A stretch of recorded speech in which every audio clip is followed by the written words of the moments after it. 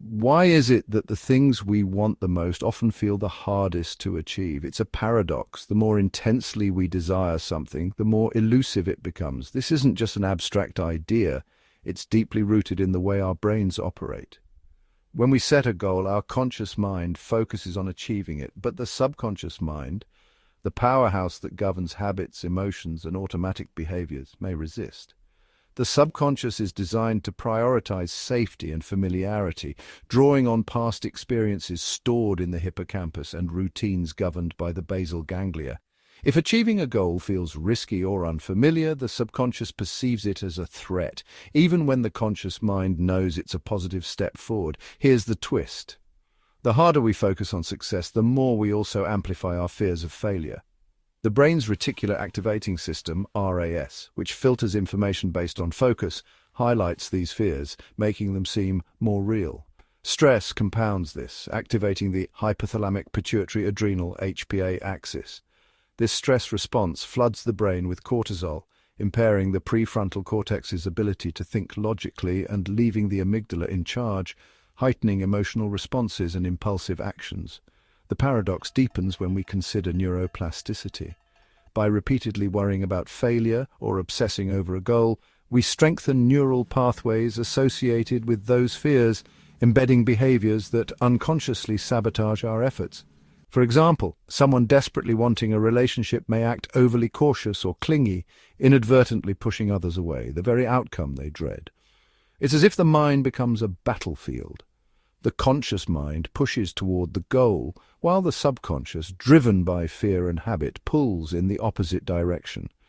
This inner conflict creates hesitation, indecision, or self-sabotage, leaving us stuck. The paradox lies in this hesitation, a push-pull dynamic where the harder we try, the more resistance we face. Breaking free requires not just effort, but a shift in how we approach desire. By calming the subconscious through practices like mindfulness, reframing fears through therapy, or focusing on process rather than outcomes, we can begin to resolve this tension. The question isn't just how badly we want something, but how well we align our internal forces to move toward it. The subconscious mind operates 24/7, managing the vast majority of mental processes, including those we are unaware of. This hidden mental activity is the result of neural processes in areas like the basal ganglia and cerebellum, which govern habits, routines, and automatic behaviors. Unlike the conscious mind, which processes about 40 bits of information per second, the subconscious processes approximately 11 million bits per second, allowing it to detect patterns and associations.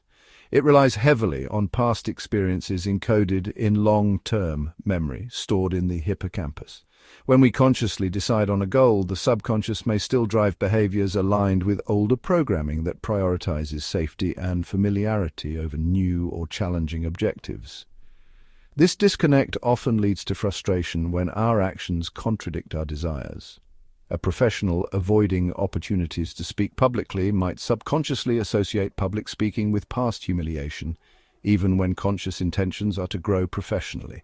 The subconscious is like the engine room of a ship, quietly operating in the background, steering the course based on previous coordinates, unless new instructions are explicitly programmed. Self-sabotage occurs when the brain's primitive fear response undermines goal-directed behavior. This often involves the interplay between the limbic system and prefrontal cortex. The amygdala triggers avoidance behaviors in response to perceived threats, which may include emotional pain, failure, or change. Meanwhile, the prefrontal cortex, responsible for planning and decision-making, struggles to override these emotional impulses under stress or uncertainty. Over time, this avoidance becomes ingrained through neural plasticity, reinforcing maladaptive behaviors that protect against discomfort but sabotage progress. Psychological theories such as Freud's concept of defense mechanisms explain self-sabotage as a way to avoid confronting inner conflicts, while modern research highlights how negative reinforcement can perpetuate short-term relief over long-term success. A person who overeats under stress may know the health risks but uses food as a coping mechanism to avoid emotional pain, reinforcing the cycle. It's like building a fortress for protection but finding yourself trapped inside when it blocks the path to your goals. The brain's reticular activating system, RAS, is a filter that prioritizes information based on focus and perceived importance. When people focus on fears or negative outcomes, the RAS tunes attention to stimuli that reinforce these concerns. Cognitive biases, such as the negativity bias, further magnify this effect by making the brain more sensitive to threats. Psychological studies show that dwelling on negative outcomes can activate stress responses, impairing decision-making and increasing the likelihood of undesired results. Moreover, the principle of neuroplasticity means that repetitive thought patterns strengthen neural pathways, solidifying these focus areas in behavior and perception. Over time, this creates a cycle where attention reinforces the very situations individuals wish to avoid. Someone fearing rejection in relationships may unconsciously act guarded or distant, leading others to pull away, fulfilling the expectation of rejection. The brain works like a camera lens, focusing sharply on what it is pointed at, whether beautiful landscapes or a muddy road. Stress activates the hypothalamic pituitary adrenal or HPA axis, which increases levels of cortisol and adrenaline in the bloodstream. These hormones prepare the body for immediate survival by diverting energy from non-essential functions, such as rational thinking and long-term planning. The prefrontal cortex, responsible for logical reasoning, becomes less active, while the amygdala, which governs fear responses, takes control.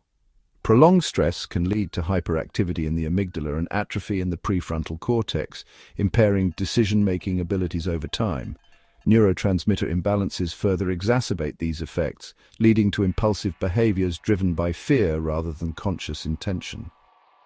A job interview candidate who panics under pressure might perform poorly due to the stress response suppressing their ability to articulate thoughts clearly, even though they are well prepared. The brain under stress is like a computer with too many programs running. It freezes and struggles to process tasks efficiently. The observer effect in quantum mechanics, where observation alters the behavior of particles, has parallels in neuroscience and psychology. In humans, observation and attention directly influence neural processes. The brain's neuroplasticity ensures that repeated focus on a specific thought strengthens related neural connections, embedding patterns into behavior and perception. The Heisenberg uncertainty principle, which highlights how observation influences outcomes, mirrors how human focus can affect life trajectories. Psychological theories like expectancy theory also explain how beliefs shape actions, creating self-fulfilling prophecies.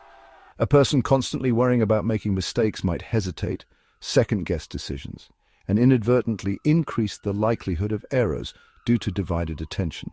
Just as observing a quantum particle alters its state, constant attention to fears and doubts can steer life in undesired directions. Learned helplessness, first identified by Martin Seligman, involves a perceived lack of control over outcomes, leading to passivity and resignation. This condition alters neural activity in the prefrontal cortex and amygdala, diminishing motivation and problem-solving abilities. Chronic exposure to uncontrollable stressors also reduces the brain's ability to produce dopamine, the neurotransmitter responsible for motivation and reward-seeking behavior. This creates a cycle where individuals avoid taking action even when opportunities arise, reinforcing feelings of helplessness. A person who repeatedly fails in job applications might stop applying altogether, believing success is unattainable even when qualified opportunities exist. It's like a bird conditioned to stay in a cage. When the door is opened, it doesn't fly out, assuming escape is impossible. Chaos theory, which describes how small changes in initial conditions can lead to large-scale consequences, applies to human behavior through feedback loops in decision-making. The brain's interconnected neural networks amplify small actions, with minor habits or thoughts compounding over time. Behavioral studies highlight how seemingly insignificant choices, such as skipping a routine task, can set off a chain reaction that disrupts broader goals.